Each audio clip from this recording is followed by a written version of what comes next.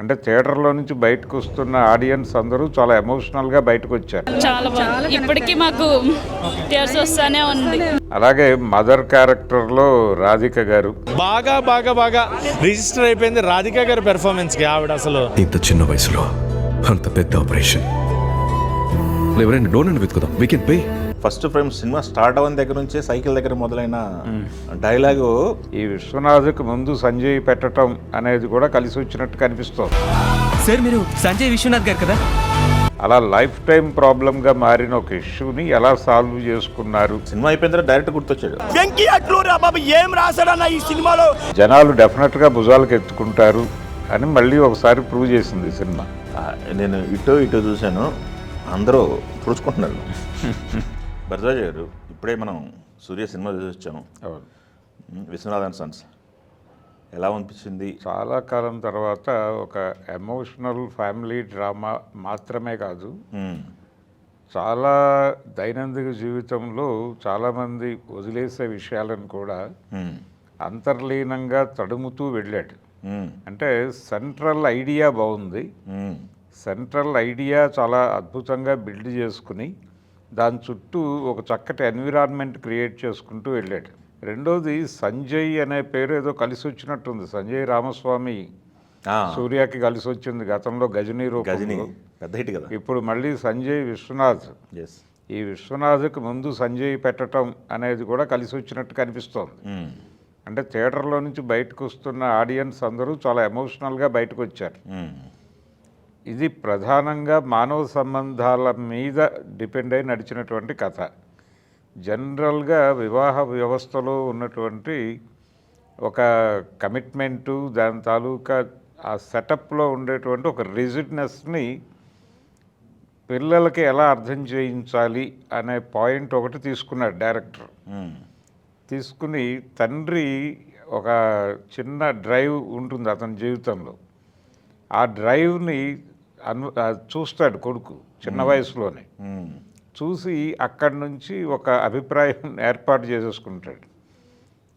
చేసేసుకోవటం వలన జరిగేటువంటి నష్టాలు, అతనికి జీవితంకి ఉన్నటువంటి విస్తృతమైనటువంటి అర్థాన్ని తెలియజేయటం అనే ప్రయాణంలో భాగంగా వచ్చేటువంటి క్యారెక్టర్ మమతా బైజు. ఎవరో తను బైజు, మమతా బైజు కరెక్ట్గా చెప్పారు మీరు. తను చాలా బాగా చేసింది ఆ క్యారెక్టర్ని. అంటే ఒక రకంగా బబ్లీగా ఉండేటువంటి క్యారెక్టరే, కానీ ఆ క్యారెక్టర్లో ఉండేటువంటి బోల్డ్నెస్, లైఫ్ ఎలా డిజైన్ చేసుకోవాలో దానికి ఏమీ ముందుగా టెక్స్ట్ బుక్, గ్రామర్ బుక్ ఉండదు. మనం అకార్డింగ్ టు ఫ్లో వెడుతున్నట్టుగానే ఉండాలి, కానీ ఒక స్ట్రాంగ్ ఇది ఉండాలి, ఒక కన్విక్షన్ ఉండాలి. ఆ క్యారెక్టర్కి ఒక కమిట్మెంట్ ఉంది చెప్పారు. ఒక కన్విక్షన్ ఉండాలి, కానీ గో విత్ ఫ్లో వెడుతున్నట్టుగా కనిపించాలి. అలాగే ఉండాలి జీవితం, అలా ప్రవాహంలో ఉండాలి, కానీ ప్రవాహం మీద మనకంటూ ఒక అవగాహన ఉండాలి అన్న ధోరణిలో ఆ క్యారెక్టర్ని డిజైన్ చేశారు. అది చాలా బాగుంది, ఆ డిజైన్ బాగుంది.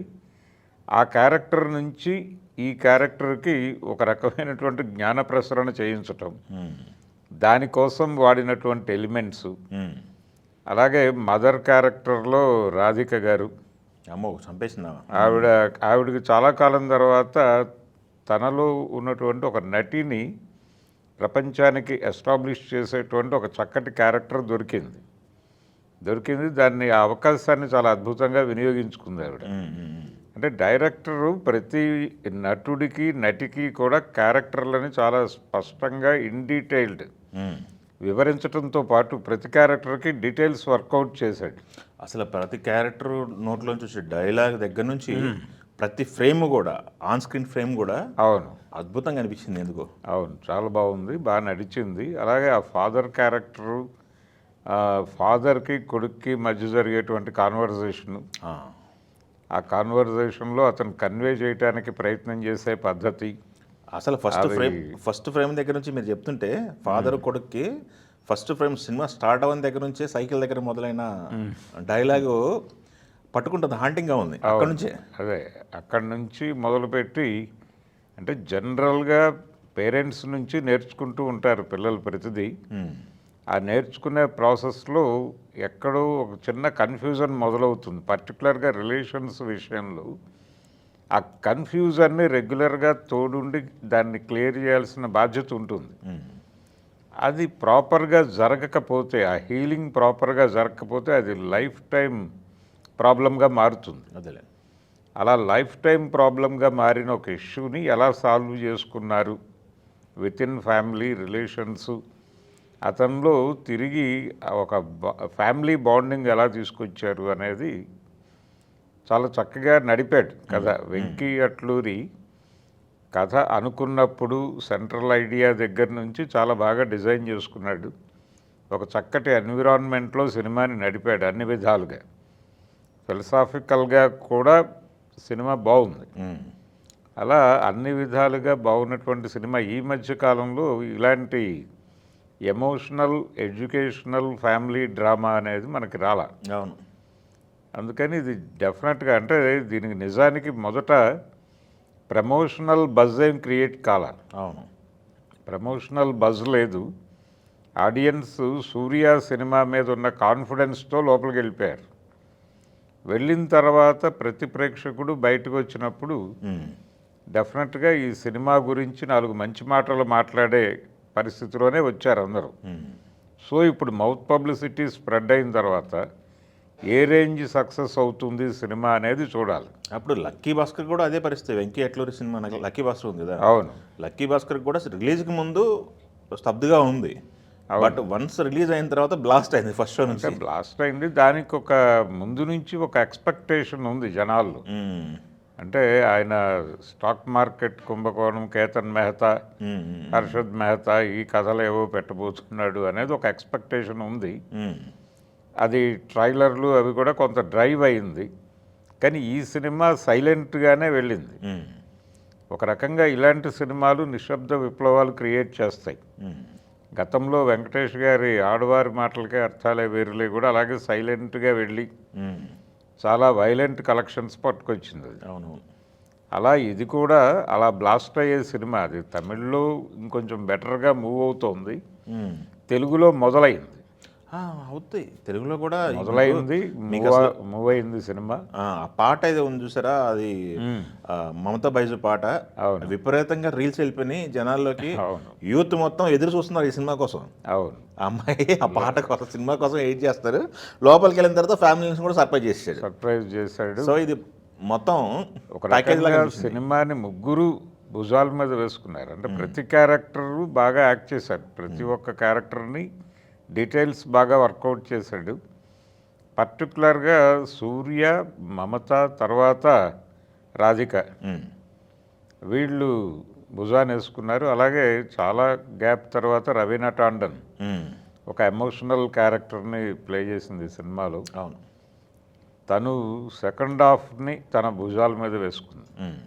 అలా ప్రతి క్యారెక్టరు అంటే హ్యూమన్ రిలేషన్స్ మీద పర్టికులర్గా డెమోక్రటిక్గా ఆలోచించాలి, మరీ సెంట్రిక్గా వెళ్ళకండి, అక్కడ కండిషన్ ఏంటో చూసుకుని దాని ప్రకారం వెళ్ళండి తప్ప మీరు ముందస్తు నిర్ణయాలతో రిజిడ్గా వెళ్ళటం వలన జరిగే ప్రమాదాలు, యాక్సిడెంట్లు, దీని గురించి ఇన్ డీటెయిల్డ్ చాలా బాగా నడిపాడు కథని.